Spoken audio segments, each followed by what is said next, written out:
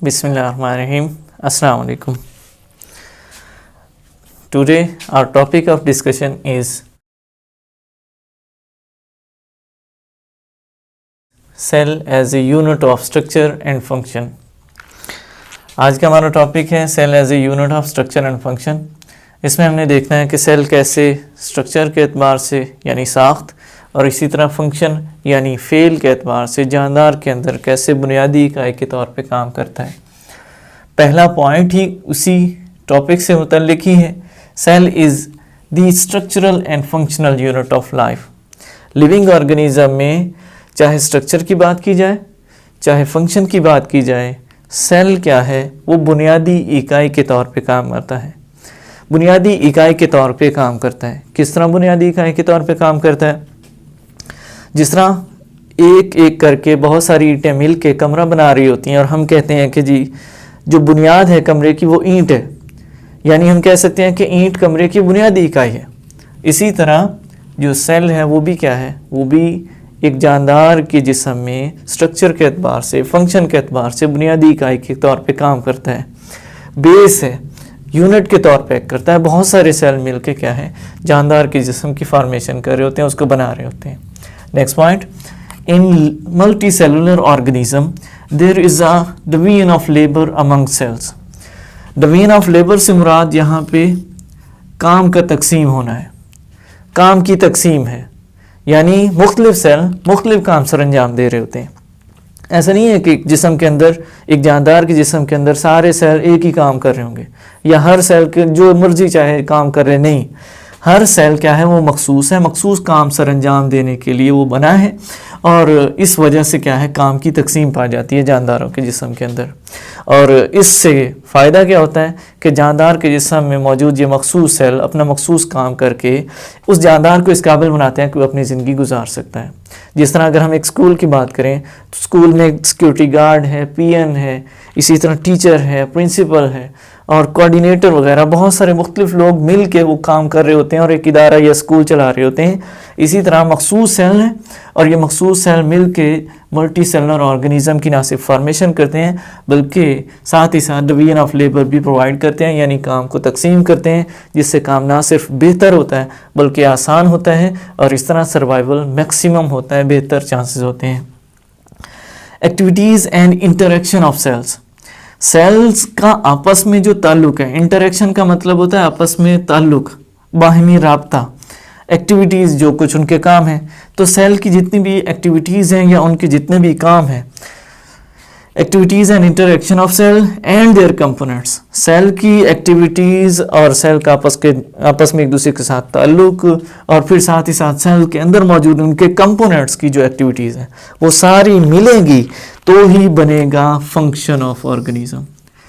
यानी किसी भी ऑर्गेनिज्म में कोई भी फंक्शन, कोई भी फेल अगर कोई भी ऑर्गेनिज्म परफॉर्म कर रहा है, कोई भी काम कर रहा है, तो एक्चुअली वो क्या है, वो एक नहीं बल्कि बहुत सारे सेल्स का आपस में ताल्लुक और उनका काम, उनकी एक्टिविटीज़ और उनमें मौजूद मुख्तलिफ कंपोनेंट्स की जो एक्टिविटीज़ हैं वो मिल के एक्चुअली उस ऑर्गेनिज्म के फंक्शनिंग की वजह बन रहे होते हैं। अब आगे next, different cells specialize for different function. मुख्तलिफ सेल क्या है, मुख्तलिफ काम सर अंजाम देने के लिए माहिर होते हैं, वो मुख्तलिफ काम सर अंजाम देते हैं। जैसा कि अगर हम मसल सेल की बात करें, एनिमल्स के अंदर मखसूस हैं। अब सेल हमने कहा कि डिफरेंट है और डिफरेंट फंक्शन परफॉर्म करते हैं, तो एनिमल में डिफरेंट होंगे, प्लांट्स के अंदर डिफरेंट होंगे। तो पहले हम देखेंगे कि एनिमल्स के अंदर क्या है, एनिमल में कौन कौन से सेल हैं। कुछ मिसालें ही हैं जो हमने यहाँ पे डिस्कस करनी है, हमारे टॉपिक के अंदर मौजूद हैं कि वो कौन कौन से सेल हैं और वो क्या क्या फंक्शन परफॉर्म करते हैं। पहले नंबर पे है मसल सेल्स। मसल सेल्स क्या करते हैं, they can contract and relax, सुकड़ने और फैलने की सलाहियत रखते हैं। कॉन्ट्रैक्ट का मतलब होता है सुकड़ना और रिलैक्स का मतलब होता है फैलना। मसल सेल्स के अंदर एबिलिटी है कि वो कॉन्ट्रैक्ट और रिलैक्स कर सकते हैं। इनकी कॉन्ट्रैक्शन और रिलैक्सेशन एनिमल को इस काबिल बनाती है, जानवर को इस काबिल बनाती है कि वो हरकत कर सकता है, वो मूवमेंट लेने के काबिल होगा। दूसरे नंबर पे नर्व सेल है, इनको न्यूरॉन्स भी कहा जाता है। न्यूरॉन किस लिए स्पेशलाइज्ड हैं, they transmit nerve impulse. Nerve impulse किसको कहा जाता है, nerve impulse actually it is known as, मतलब अगर हम इसका मीनिंग देखें तो ये नर्व इम्पल्स का मतलब होता है बरकी पैगाम। और बरकी पैगाम ये वो मैसेज है, वो सिग्नल है जो ब्रेन और बाकी जिस्म के किसी भी हिस्से के दरमियान आ या जा रहा होता है।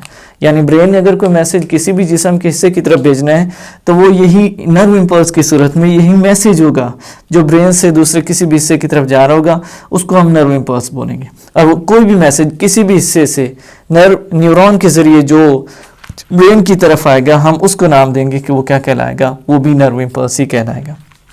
थर्ड, यानी नर्व इम्पल्स को ट्रांसमिट करना, एक से दूसरी जगह लेके जाना, वापस लेके आना, ये न्यूरॉन या नर्व सेल का फंक्शन होगा। नेक्स्ट ग्लैंड सेल्स हैं। ग्लैंड सेल्स क्या करते हैं? They provide secretions. सिक्रीशन मुख्तलिफ सूरतों में हो सकती हैं। एंजाइम्स हो सकते हैं कि वो एंजाइम्स की सूरत में ग्लैंड सेल कुछ सिक्रीट करें, कोई चीज़ खारिज करें। वो मुख्तलिफ हार्मोन्स हो सकते हैं। तो मुख्तलिफ केमिकल नेचर रखने वाली चीज़ों को खारिज करने की सलाहियत रखने वाले जो सेल्स हैं उनको हम ग्लैंड सेल्स का नाम देते हैं।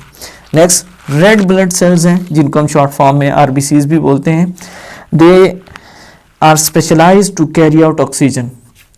ऑक्सीजन को पकड़ के उसको एक से दूसरी जगह ले जाने की सलाहियत रखते हैं रेड ब्लड सेल्स एनिमल के अंदर, और इनका मखसूस काम ही यही है कि ये खून के अंदर मौजूद रहते हुए ऑक्सीजन को जिस्म में एक से दूसरी जगह पहुंचाते हैं।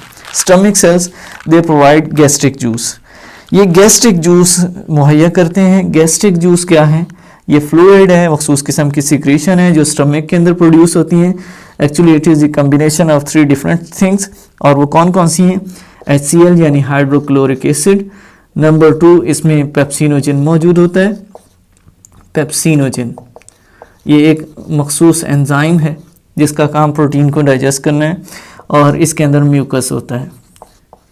तो ये 3 चीज़ें जब इकट्ठी कंबाइंड कलेक्टिव फॉर्म में होती हैं तो इनको हम गैस्ट्रिक जूस का नाम दे रहे होते हैं।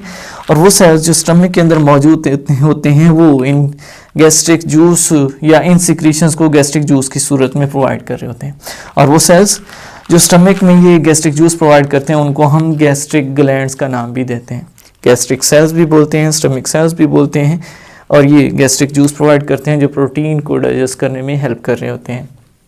नेक्स्ट पे हम प्लांट के अंदर सेल्स की बात करेंगे। प्लांट के अंदर सेल्स मुख्तलिफ हैं, स्पेशलाइज्ड हैं, डिफरेंट हैं, और definitely they will perform different functions.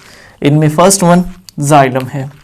Xylem की अगर हम बात करें, it conduct water and minerals. पानी की तरसील और साथ ही साथ मिनरल्स की तरसील में अहम है। पानी और मिनरल्स को कहाँ से कहाँ तक? ज़मीन से, जड़ों से पानी और मिनरल्स को लेके कहाँ?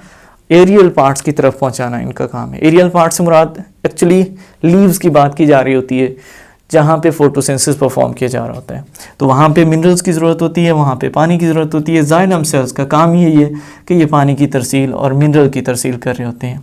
एक किस्म का ये पानी का पाइप है, पानी की तरसील करने वाला मखसूस पाइप है जो इन जाइलम सेल्स यानी मखसूस किस्म के सेल्स का कम्बिनेशन होता है। नेक्स्ट फ्लोएम सेल्स हैं। दे ट्रांसलोकेट फूड।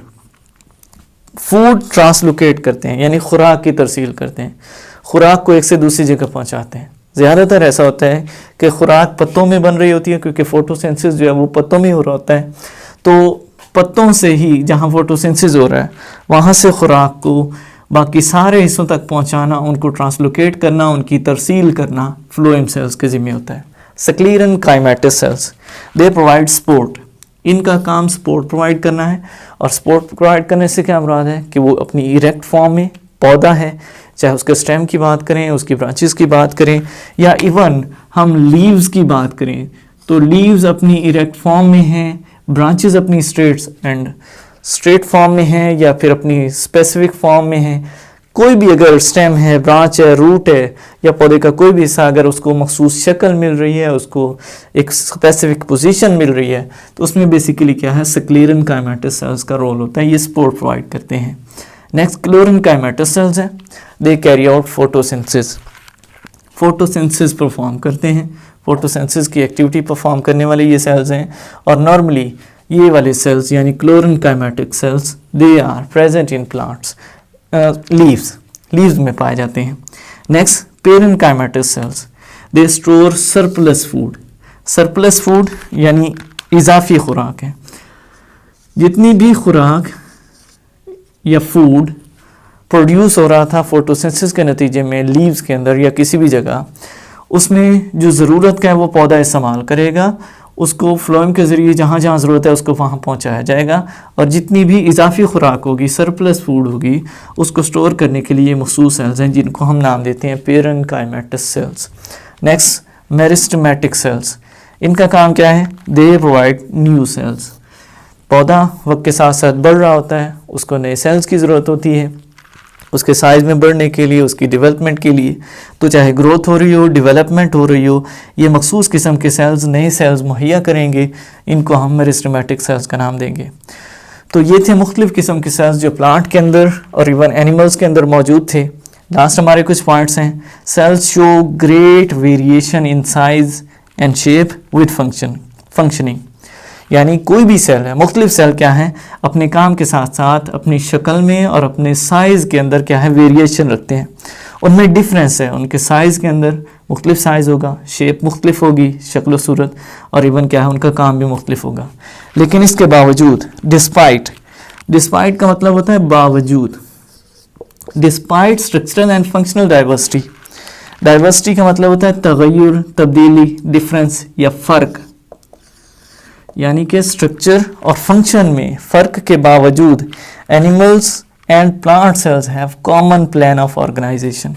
यानी एनिमल सेल हो या फिर प्लांट सेल हो, इनमें क्या है, जो ऑर्गेनाइजेशन है, जो तरतीब है, बनने का अमल जो है, चाहे प्लांट सेल है चाहे एनिमल सेल है, उनमें बनने का जो अमल है, जो तरतीब है, सेल के बनने के अमल की बात की जा रही है, सेल के बनने की जो तरतीब है उसकी बात की जा रही है, तो वो सभी में सेम है। यानी बहुत सारी ऑर्गेनेलीज दोनों में, प्लांट्स में भी एनिमल्स में भी क्या है, वो मिल के सेल की फॉर्मेशन कर रही होंगी।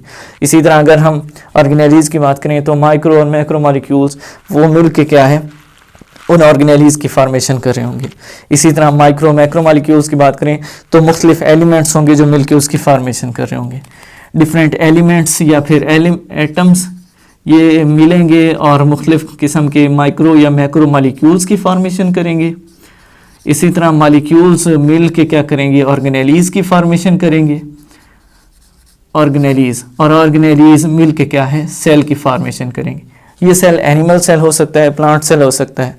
तो अगर हम देखें तो सेम प्लान है, और इसी प्लान के तहत ही क्या है, चाहे एनिमल सेल है, प्लांट सेल है, उसमें क्या है, उसकी फॉर्मेशन हो रही है। तो कहा जा रहा है कि फंक्शनिंग डिफरेंट हो सकती है, साइज़ डिफरेंट हो सकता है, शेप डिफरेंट हो सकती है, लेकिन उसके बावजूद जो ऑर्गेनाइजेशन है, कॉमन प्लान ऑफ ऑर्गेनाइजेशन, वो एनिमल और प्लांट सेल में ऑब्जर्व किया जाता है। लास्ट हमारा आज का जो टॉपिक था वो था cell as a unit of structure and function. इसमें जो अहम चीज़ें आप लोगों ने एग्जामिनेशन पॉइंट ऑफ व्यू से तैयार करनी है वो कोई ख़ास नहीं है, यानी शॉर्ट क्वेश्चन के एतबार से, लॉन्ग क्वेश्चन के एतबार से इतनी ज़्यादा अहमियत नहीं रखता है ये टॉपिक। हाँ, लेकिन अगर आप इस टॉपिक की बात करें MCQs पॉइंट ऑफ व्यू से, तो ये मुख्तलिफ़ किस्म के जो सेल्स हैं, चाहे एनिमल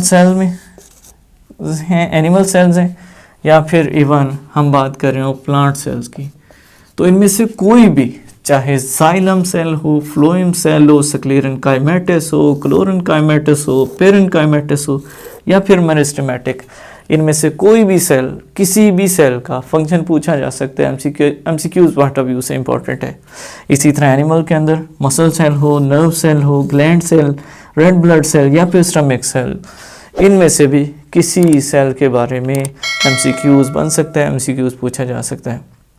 तो ये था हमारा आज का टॉपिक। मिलते हैं नेक्स्ट वीडियो में नेक्स्ट टॉपिक के साथ। अल्लाह हाफिज़।